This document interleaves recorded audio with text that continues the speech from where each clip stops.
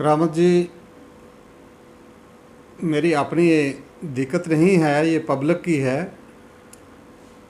पिछले साल 2023 खरीफ में जो फसलें लगाई गई थी उनका इंश्योरेंस हुआ था।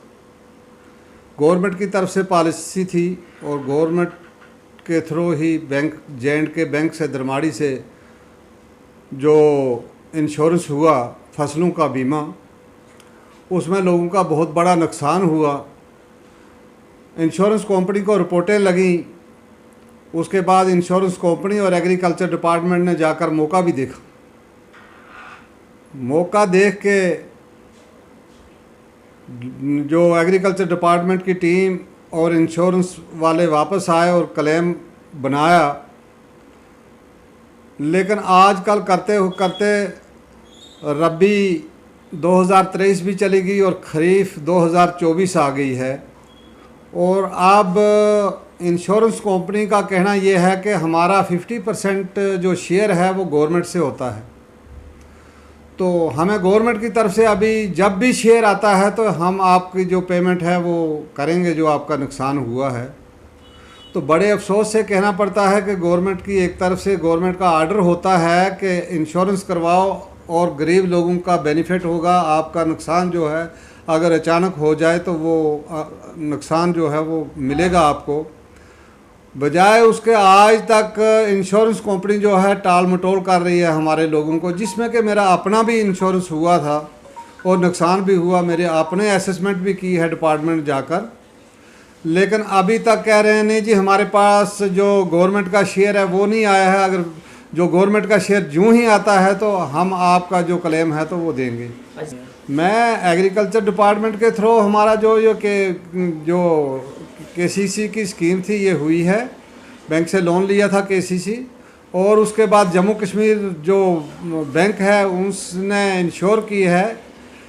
ये कंपनी जो है बैंक के थ्रू ही जो हमारी ये किस्तें काटी गई थी, इंस्टॉलमेंट ली गई थी, जो वो बीमा किस्त जो थी वो एग्रीकल्चर के थ्रू जो लोन लिए हैं उनकी J&K बैंक दरमाड़ी से जो है वो पेमेंट हमसे ली गई थी।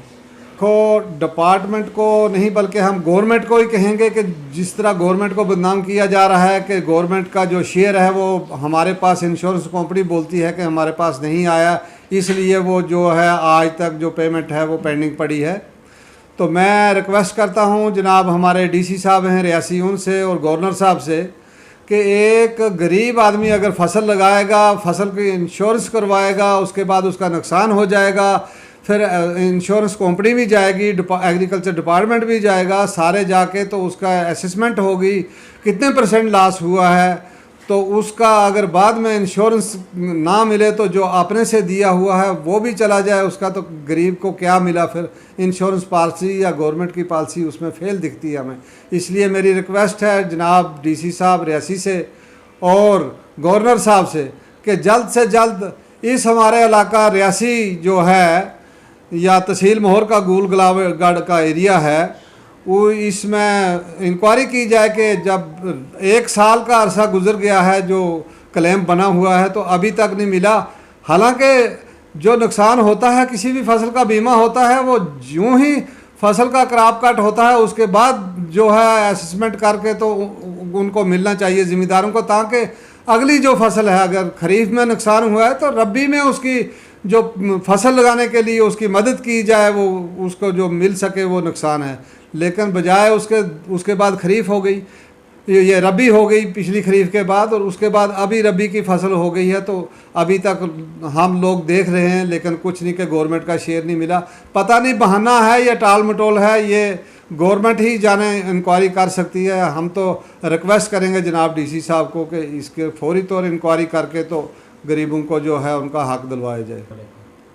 जनाब मैं ये भी बैंक के चेयरमैन से रिक्वेस्ट करूंगा आपके थ्रू से, और DC साहब से रिक्वेस्ट करता हूं कि लोग बीमार हो जाते हैं। ये ATM होता है इमरजेंसी के लिए 24 घंटे, जिस वक्त ज़रूरत पड़े, किसी को इमरजेंसी हो जाए या किसी की डिलीवरी है इस फार फलांग पहाड़ी एरिया में, या कोई अचानक हादसा हो जाता है, कोई बीमार हो जाता है, जिस वक्त मर्जी पेमेंट चाहिए तो वो लेकर तो जा सकता है। लेकिन बड़े अफसोस से कहना पड़ता है कि एक एटीएम अगर ख़राब हो जाए तो उसको 1, 2, 3 दिन में दुरुस्त किया जाता है, या उसको चेंज करके तो रिप्लेस करके उसकी जगह दूसरा एटीएम जो है भेजा जाता है जब तक वो ठीक ना किया जाए। लेकिन बड़े अफसोस से कहना पड़ता है कि मुझे समझ नहीं आती है ये हमारा बैंक वालों की सुस्ती है, लापरवाही है, या कि ऊपर से ही कोई ऐसी सुस्ती है एडमिनिस्ट्रेशन में कि 1.5 महीना हो गया है तो इस फार फलांग एरिया में पैसा लेने का एटीएम के बगैर कोई साधन नहीं है। बैंक के टाइम में तो चलिए बैंक से पैसा लेगा, लेकिन कोई इमरजेंसी पड़ जाती है, लोगों को एक किस्म का रश होता है, कोई एम्प्लॉई हैं, कोई दूसरे तीसरे बैंक टाइम में नहीं आते हैं जो उनको पैसा लेना होता है, तो बहुत बड़ी मुश्किल है लोगों के लिए। मैं जनाब डीसी साहब से भी रिक्वेस्ट करता हूँ, बैंक के चेयरमैन से आपके थ्रू मेरी आवाज़ वहाँ तक पहुँचनी चाहिए ताकि इस पर भी संज्ञान लिया जाए और जल्दी से जल्दी ये मसला हल किया जाए। देखो करामत जी, ये तो काफ़ी लोगों की बहुत बड़ी शिकायत है कि जब भी परेशानी होती है, कोई डिलीवरी केस हो जाता है, या कहीं एक्सीडेंट हो जाता है, या कोई इमरजेंसी हो जाती है, उस वक्त जो ये जितनी भी एम्बुलेंस की या सहूलत होनी चाहिए ये फार फलांग एरिया के लिए ज़्यादा होनी चाहिए, क्योंकि यहाँ और कोई फैसिलिटी नहीं है, तो ना ही हॉस्पिटल हैं यहाँ नज़दीक। जहाँ नज़दीक में ही हॉस्पिटल हैं वहाँ ये सहूलतें दी गई हैं कि वहीं गाड़ियाँ भी हैं, वहीं हर किस्म की फैसिलिटी है, और यहाँ फार फलांग इलाका के जो गरीब लोग हैं उनके लिए ये फैसिलिटी रखनी, ज़्यादा सहूलत रखनी चाहिए थी। बजाय उसके एम्बुलेंस जितनी भी हैं वो डिस्ट्रिक्ट हेडक्वार्टर पर या जम्मू में ज़रूर होंगी, लेकिन इस पहाड़ी एरिया के लोग इस चीज़ से महरूम हैं। मैं CMO साहब रियासी और ख़ासकर हमारी एडमिनिस्ट्रेशन के सरबराह जो हैं, डिस्ट्रिक्ट के मालिक जो हैं वो DC साहब हैं, उनसे रिक्वेस्ट करता हूँ कि इस मसले का जल्दी से जल्दी हल किया जाए और फौरी तौर फिलफौर। अब घास कटाई का टाइम है, ये बरसात का टाइम है, इसमें बड़े हादसात होते हैं, बहुत मजबूरियाँ होती हैं, यहाँ एम्बुलेंस की बहुत ज़रूरत है। और कोई अगर एक का एक्सीडेंट हुआ तो आज तक वो रिपेयर नहीं हुई, इतना टाइम हो गया है, मुझे नहीं लगता वो रिपेयर भी होगी या कुछ भी, लेकिन उसके मतबादल एम्बुलेंस इमरजेंसी ये चीज़ें तो पहले देखनी है कि जब भी एक्सीडेंट हुआ था तो मतबादल दूसरी भेजनी चाहिए थी, लेकिन बजाय उसके आज तक एम्बुलेंस की सहूलत से लोग महरूम हो चुके हैं। और DC साहब से रिक्वेस्ट है कि इसका भी फ़ौरन कोई ना कोई मसला हल किया जाए।